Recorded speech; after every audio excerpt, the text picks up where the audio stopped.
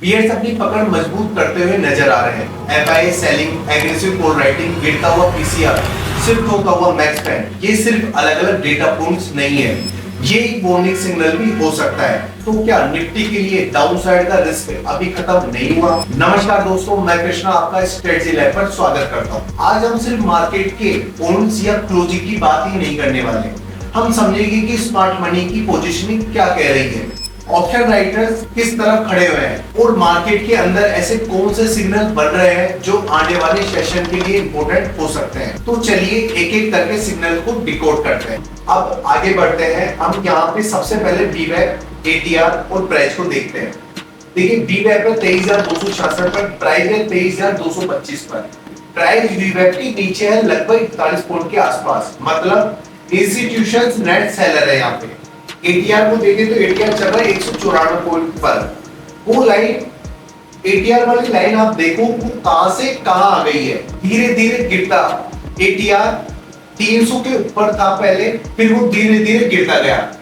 पहले वो 250 पे, फिर 220 पे, फिर 200 पे। आज एटीआर 194 पर खड़ा है, मतलब वोलेटिलिटी कंप्रेस होती गई और मार्केट का जोश धीरे धीरे खत्म होता गया। लेकिन यहाँ एक इंटरेस्टिंग बात है, इसके साथ प्राइस चार्ट भी अगर देखें तो मई 8 के बाद मार्केट ने 24,200 से 23,200 तक का एक रफली 1,000 पॉइंट के आसपास का सफर तय किया है और ये सफर एटीआर के साथ हुआ है। मतलब ये कोई गैप डाउन पैनिक नहीं था, ये एक लगातार प्लान डाउन ट्रेंड था। लोअर हाई, लोअर लो और एक के बाद एक। एटीआर का 300 से 194 तक आना एक कंप्रेस स्प्रिंग नहीं है, ये एक डाउन ट्रेंड का फाइनल स्टेज सिग्नल है। ट्रेड रन कर चुका है, वोलेटिलिटी दम तोड़ रहा है। अब यहां से दो पॉसिबिलिटीज बन रही है, या तो मार्केट यहां से कंसोलिडेट करेगी कुछ सेशन और फिर नेक्स्ट डिसाइड करेगी, या फिर कोई फ्रेश ट्रिगर आएगा और एटीआर फिर स्पाइक करेगा। प्राइस वीवैप के नीचे है, जब तक वीवैप रिकलेक्ट नहीं होता बुल्स के पास कोई केस नहीं है। 23,266 वो लाइन है जो आज बुल्स को क्रॉस करनी है और वो अभी तक क्रॉस नहीं हुई थी। अब बात करते हैं एफआईआई और डीआई के डेटा के बारे में। दोस्तों आज के नंबर्स देखने पर बहुत लोग बोलेंगे कि सब कुछ नॉर्मल है, एफआईआई ने बेचा, डीआई ने खरीद लिया तो मार्केट बैलेंस हो गई होगी। लेकिन मार्केट का मैथ इतना सिंपल नहीं होता। फ्राइडे को एफआईआई ने 5,616 करोड़ रुपए की सेलिंग की, डीआई ने 5,740 करोड़ रुपए की बाइंग की। मतलब कागज पर देखे तो डीआई ने ऑलमोस्ट पूरी एफआईआई सेलिंग को एब्सॉर्ब कर लिया। अब नॉर्मली अगर कोई इतनी बड़ी बाइंग करे तो यहाँ से मार्केट को सपोर्ट मिलना चाहिए और प्राइस स्टेबल रहे या ऊपर दिखनी चाहिए, लेकिन ऐसा नहीं हुआ। निफ्टी 23,405 पर क्लोज हुआ और मार्केट पूरे दिन प्रेशर में नजर आई और यही सबसे इंटरेस्टिंग पॉइंट यहाँ से चालू होता है। अगर मैं आपको एक एग्जांपल दूं, एक दुकान में 100 लोग सामान बेच रहे हैं, 100 लोग ही उसे खरीद रहे हैं, तो प्राइस पर ज्यादा मूव आपको नजर नहीं आएगा। लेकिन अगर सब कुछ बैलेंस होने के बावजूद भी प्राइस नीचे की तरफ जा रही है तो इसका मतलब है कि पिक्चर में कोई और भी प्लेयर मजबूत है। और मार्केट में ये कौन हो सकते हैं? ये है रिटेल इन्वेस्टर जो पैनिक में सेलिंग करते हुए नजर आ रहे हैं, हाई नेट वर्थ इंडिविजुअल जो प्रॉफिट बुक कर रहे हैं, एल्गो फंड्स और शॉर्ट टर्म ट्रेडर्स जो मोमेंटम के साथ सेल साइड पर एक्टिव दिख रहे हैं। तो ये सबसे मेन रीजन है मार्केट को नीचे जाने का। और भी डेटा मैं आपके साथ अभी आगे शेयर करता हूं। अब बात करते हैं ऑप्शन चेन की। यहाँ हम 16 जून के एक्सपायरी को देख रहे हैं। अब यहाँ जो शिफ्ट हुआ है वो बुल्स के लिए ज्यादा कंफर्टेबल नहीं है, यानी कल निफ्टी 23,471 पर था। कॉल ओआई और पुट ओआई दोनों 144 लाख के थे, मतलब स्ट्रक्चर ऑलमोस्ट परफेक्टली बैलेंस था। लेकिन आज मार्केट 263 पॉइंट गिरकर 23,208 पर आ गई और इसी के साथ ऑप्शन चेन भी बदल गए। अब कॉल ओआई 278 लाख के हो गए और पुट ओआई 250 लाख के हो गए। दोनों तरफ पोजीशनिंग बढ़ी है, लेकिन कॉल साइड थोड़ी ज्यादा एग्रेसिव एडिशन हुआ है। सिंपल लैंग्वेज में अगर बात करें तो कॉल राइटर्स कह रहे हैं कि मार्केट के लिए ऊपर जाना आसान नहीं होगा। और यहां से एक और इंपॉर्टेंट चेंज देखते हैं। कल सपोर्ट 23,500 के आसपास था, लेकिन आज सपोर्ट सीधे 23,000 पर शिफ्ट हो गया। मतलब मार्केट 263 पॉइंट गिर गई, लेकिन ऑप्शन मार्केट ने अपनी सेफ्टी नेट लगभग 500 पॉइंट नीचे की तरफ कर दी। और यही सबसे बड़ा सिग्नल है, जब कॉल राइटर ऊपर की सीलिंग को नीचे ले आए और सपोर्ट भी नीचे शिफ्ट हो जाए, तो इसका मतलब होता है कि ऑप्शन मार्केट अभी भी डाउनसाइड रिस्क देख रहा है, यानी ऑप्शन सेलर का झुकाव फिलहाल बुल्स की तरफ नहीं बियर्स की तरफ ज्यादा नजर आ रहा है। अब बात करते हैं ऑप्शन चेन की 23 जून की एक्सपायरी की। ये बताता है कि पोजीशन ट्रेडर्स अभी क्या सोच रहे हैं। डेटा देखिए तो कल कॉल ओआई थे 26 लाख के, पुट ओआई थे 19 लाख के, और यहाँ कॉल हेवी थे। आज कॉल ओआई बढ़कर 32 लाख के हो गए और पुट ओआई बढ़कर 21 लाख के आसपास पहुंच गए। मतलब दोनों तरफ पोजीशनिंग बनी है, लेकिन कॉल साइड अभी भी ज्यादा डोमिनेट है। और इंटरेस्टिंग बात यह है कि सपोर्ट और रेजिस्टेंस दोनों लगभग 23,500 के आसपास है, यानी मार्केट फिलहाल इस लेवल को की लेवल की तरह देख रहा है। अब सबसे इंपॉर्टेंट बात, 16 जून की एक्सपायरी में कॉल राइटिंग एग्रेसिव थी और 23 जून की एक्सपायरी में कॉल पुट से ज्यादा डोमिनेट है। एक एक्सपायरी में ऐसा दिखे तो उसे शॉर्ट टर्म नॉइज कहा जा सकता है, लेकिन जब दोनों अलग अलग एक्सपायरी एक ही डायरेक्शन में सिग्नल दे तो उसे पैटर्न कहते हैं। स्मार्ट मनी अपसाइड को लेकर ज्यादा एग्रेसिव नहीं है। अब इसका मतलब ये नहीं है कि मार्केट जरूर गिरेगी, लेकिन ऑप्शन पोजीशनिंग ये जरूर कह रहा है कि रिस्क अभी भी डाउनसाइड की तरफ ज्यादा दिख रहा है। अब बात करते हैं पीसीआर की। देखिए कई बार पीसीआर ऑप्शन चेन से भी ज्यादा इंपॉर्टेंट सिग्नल देता है।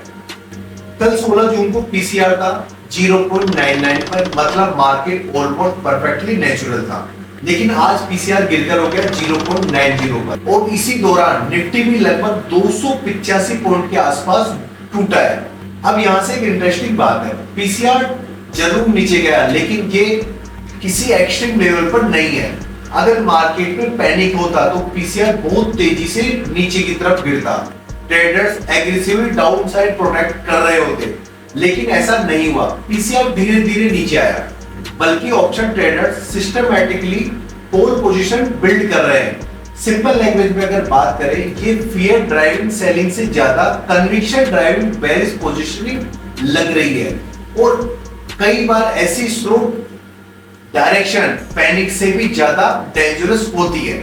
अब बात करते हैं पीसीआर की 23 जून की एक्सपायरी। 16 जून को पीसीआर वार्निंग दे रहा था, 23 जून पर पीसीआर पिक्चर को और भी क्लियर कर रहा है। 23 जून के एक्सपायरी का पीसीआर 0.93 था, जो नेचुरल से थोड़ा बेरिश था, लेकिन सिर्फ एक ही सेशन में गिरकर 0.67 पर आ गया। और इसी दौरान निफ्टी भी 23,485 से 23,211 पर फिसल गया। अब यहाँ एक इंपॉर्टेंट बात को समझने की कोशिश करते हैं। 16 जून के एक्सपायरी का पीसीआर 0.99 से 0.90 पर आया था, मतलब सेंटीमेंट बिल्कुल करीब था, लेकिन बिल्कुल स्लो था।